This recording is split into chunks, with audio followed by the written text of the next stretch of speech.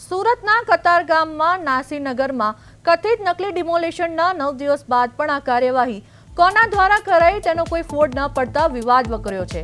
છેલ્લા 50 વર્ષથી સ્થાયી 100 વધુ ગરીબ પરિવારો ડિમોલેશનના કારણે બેઘર બન્યા છે, છતાં તંત્ર દ્વારા તેમના માટે કોઈ વૈકલ્પિક વ્યવસ્થા કરવામાં આવી નથી।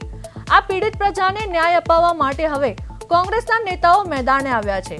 કોંગ્રેસ અને અસરગ્રસ્તોએ આક્ષેપ કર્યો છે કે કોઈ બિલ્ડરના ઇશારે પોલીસ અને મહાનગરપાલિકાના અધિકારીઓએ દબાણ ઊભું કરીને બળજબરીપૂર્વક ડિમોલેશન કરાવ્યું છે।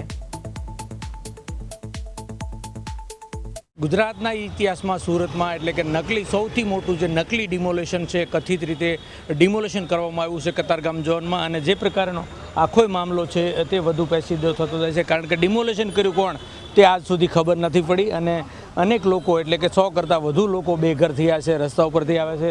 ત્યારે કોંગ્રેસ હવે પોલીસ કમિશનરને મળીને ન્યાયની માંગ કરી રહી છે। ત્યારે કોંગ્રેસ પ્રમુખ સાથે વાત કરીશું। શું કહેશો વિપુલભાઈ, જે પ્રકારનો આખો ઘટનાક્રમ નકલી ડિમોલેશન, તો ડિમોલેશન કર્યું કોણે?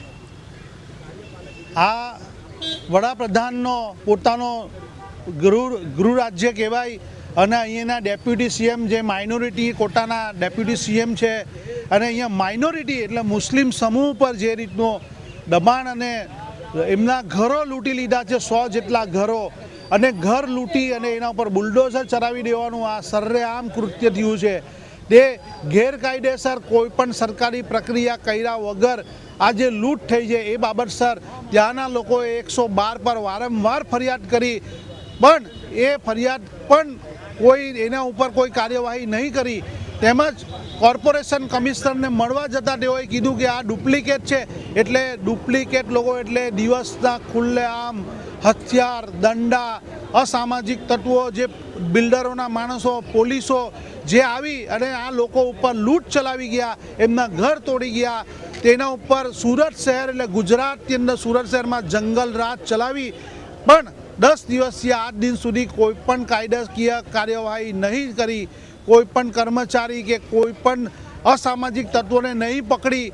આ સરકારે સાબિત કરી દીધું છે કે ગુજરાતની અંદર જંગલ રાજ ચાલે છે, અને જંગલ રાજના નેતા અને જંગલ રાજ જે રીતે ચલાવી રહ્યા છે એની અંદર તમામ લોકો સામેલ છે, અને લોકો ગરીબ અને મધ્યમ વર્ગના અને કામદાર લોકોને જે રીતે લૂંટી રહ્યા છે, એમની સાથે અન્યાય થઈ રહ્યો છે, એ અન્યાય સામે કોંગ્રેસ પાર્ટી પહેલા દિવસથી જ એ લોકોની સાથે છે, અને તમામ સરકારી ઓફિસોની અંદર રજૂઆત કરવા છતાં પણ આ બાબતસર કોઈ કાર્યવાહી નથી થઈ। અમે કોર્ટમાં જયા છે, અમે તમામ રાષ્ટ્રપતિજી સુધી આ બાબતસરની ફરિયાદ કરી છે, પણ કોઈ કાર્યવાહી નથી કરવામાં આવી।